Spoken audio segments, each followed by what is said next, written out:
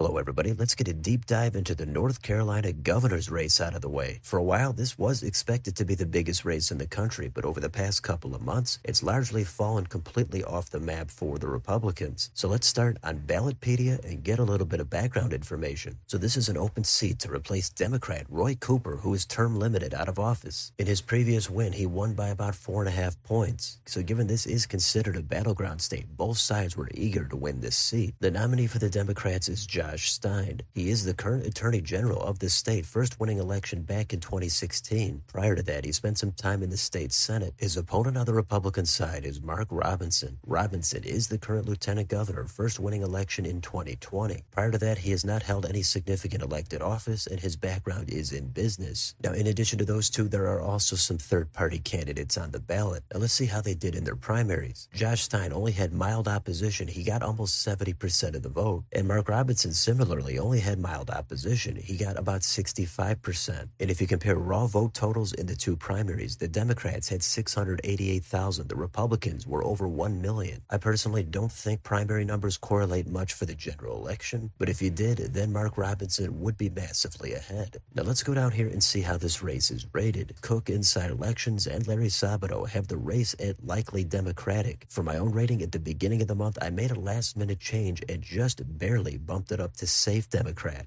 Given the polarization, this could easily come back down into single digits in the end. However, if you've been following this race whatsoever, you've seen that Robinson has been viewed as highly controversial. Now, he does have a strong base of support, and that's going to include the Trump base. But if you look at these last 6 elections for governor, Republicans have only won one of them, although in the last 2, they got at least 47%. If you go down past the endorsements, you'll see that Josh Stein has almost all of them. There's very few here for Robinson. His most important one, though, again, is going to be from Donald Trump. Then we've got campaign financing. Josh Stein here has a massive lead, more than twice the amount of Robinson. It's only updated through June. My guess is since then, Robinson's funding would have declined a little bit. So there's a whole lot you can say here about Robinson. Here's one news article from last month. Even before this, it was already looking shaky for Robinson. He's a passionate firebrand, but that doesn't come without some controversial statements. His key weak issue is going to be abortion, but there's a whole lot more than that. The good news for Robinson is he already actually won a statewide race for lieutenant governor just 4 years ago. But for Josh Stein, all he has to do is pretty much play it down the middle and not get anybody too angry. He's bland, but he's a contrast to the much more animated Robinson. Now, Robinson is not going to completely give up here in the final few weeks. He's got to shake up in his campaign. He's hoping the polarization of the state is going to be able to make this competitive in the end. I do think there's going to be some voters that don't want to express their support for Robinson at this point, but I just think there's going to be more of them that have decided to either sit home or actually support Stein. So let's take a look at how a few of these counties have trended on a presidential level. If you look at the once most populous county of Mecklenburg, you can see here that support for the Democrats has only increased over the past 3 cycles. Trump's support has clearly declined from the days of Mitt Romney. A lot of that is due to the suburbs surrounding Charlotte. If you go to a similarly populous county of Wake, this has the capital of Raleigh, and you could also see it's gotten bluer. Hillary did better than Obama, and Biden did better than Hillary. Meanwhile, Trump's support has declined from Romney as well as his first run in 2016. If you go a little bit west to some more notable counties of Guilford and Forsyth, it's a similar story where support for the Democrats has gone up just a little bit, while support for Trump has either been flat or slightly declined. Way out west in Buncombe County, this has Asheville, and it follows a similar pattern. Last time, Biden doing the best for the Democrats while Trump has done the worst. Now, there are a lot of red counties in this state. Most of them are more rural, but Trump increasing his margins here is what has caused the state to remain competitive, if not tilting toward the Republicans statewide. Trump routinely gets into the 60s and 70s in most of these counties. The northeastern part of the state has a lot of counties that are blue but also have low populations. A lot of these have a large percentage of black voters, and this could theoretically be a bright spot for somebody like Mark Robinson if he's able to follow a similar pattern as Trump. Not all of, but many of these counties have actually gotten a little bit redder. You can see Biden's support here is lower than both Hillary and Obama. Meanwhile, Trump's support has managed to tick up a little bit. So in a very close election, which it could be for president, all these small counties matter. In the race for governor, which might not actually be that close at all, then the small margins here are not going to be that significant. But let's go back to the last governor's election in 2020 and see what happened. So again, we've got Roy Cooper winning by about 4.5. If you go to Wake County, Cooper here got 65%. Dan Forrest was at 33. If you compare that to President, Biden won at 62 to 36. So that's a clear improvement over Biden at the top of the ticket. In Mecklenburg, Cooper won at 68 to 30, but Biden won at 67 to 32. Again, Cooper running ahead of the Democrat. Next door in the red county of Union, Dan Forrest here was at 59, Cooper 39, but Trump did better than that. He was over 61 while Biden was at 37. So once you extrapolate that pattern out statewide, where the Democrat for governor does better than the Democrat for president, that is enough to cause the state to go blue in this race. Now, if you're curious, in that same election for lieutenant governor, Mark Robinson won with 51.6% of the vote. So there was clearly some crossover vote. But 4 years ago is a long time with different candidates in a different race. It's going to be tough for Robinson, but it does show you at one point what he was capable of doing. Now let's take a look at their official campaign websites. Here it is for Stein. If you want to follow his campaign, see his endorsements, take a look at where he stands on the issues, or support his candidacy. And here it is for Mark Robinson. If you want to see what he's up to, take a look at his background, stance on the issues, or donate to his campaign. Now, what about any debates? Well, it looks like Josh Stein says he won't debate Mark Robinson. It says it would provide a platform. Now, I think this is a total wipeout for Stein. I think any significant race should have at least one debate. This was going to be a huge race at one point, so it's disappointing to see Stein back out. I guess he thinks he's ahead by so much that he could only go down, but I would think he would want to get on stage and contrast himself with Robinson. And I also think voters should have a chance to see their two nominees for governor go at it. Now let's move on to the current polling. So right now in the aggregate, Josh Stein is ahead by a massive 15 points, but he's only in the low 50s. Stein is in the mid 30s. All the individual polls over the past couple of months have Stein well ahead. Now, as I said earlier, my best guess is there's going to be a lot of voters that are actually going to vote for Robinson, but because he's under fire, some of these voters might not want to tell pollsters they're going to vote for that guy. So I think a bunch will come back to him in the end. It's very possible this race gets under 10 points, but in this purple state, it does look like it should be over 5, even on a good night for Robinson. And let's see how accurate the polling was in 2020. Most of this polling did slightly overestimate Cooper, the Democrat, and underestimate Forrest, the Republican. It was a 4.5 point race, but a lot of these polls made it look like it could be high single digits or even more in some of them. But again, this is a totally different race with totally different candidates. Finally, let's get on Predicted and see what the market is showing. This turned into a massive landslide. Josh Stein, the Democrat, is favored at 96%. Robinson, the Republican, is way down there at only 4. It was fairly competitive back in July, but it's since completely gone off the rails. So what's the conclusion here for North Carolina? Well, at the top of the ticket, this race should be very competitive for president. Harris is expected to run behind Josh Stein. Trump is going to run ahead of Robinson. But in the race for governor, Mark Robinson's brand, it looks like it's just going to be too controversial for the voters of North Carolina. I also think his past stance on abortion is going to be a little bit too unpalatable. He's certainly going to tap into some voters that might otherwise be disengaged with politics. He's not shy when it comes to voicing his opinion, which can be a good thing and it could also be a bad thing. Plus, Stein comes off as much more non-threatening and he's not going to shake things up too much. In addition to that, the state legislature here is overwhelmingly Republican. I do think there's a segment of voters that want some sort of balance in this state at the top of the ticket for governor. I think Robinson is going to be similar to Trump, where there's going to be a lot of voters coming out for him, but also specifically against him. They think he's just going to be too unpredictable. So a 10-point win is possible in this state, but how much crossover vote is there actually going to be is a great question. Either way, this went from the top tier must-watch race all the way down to nobody really cares about it anymore. So let me know in the comments, what do you think about this race? Is it going to be over 10 for Stein? Can Robinson close the gap and somehow make it competitive? Are the suburbs and the blue counties going to continue to get bluer? How much crossover vote is there going to be? Let me know down below on your way out. Don't forget to like, share, and subscribe and join if you'd like to help support the channel. Thanks for watching, and I'll see you next time.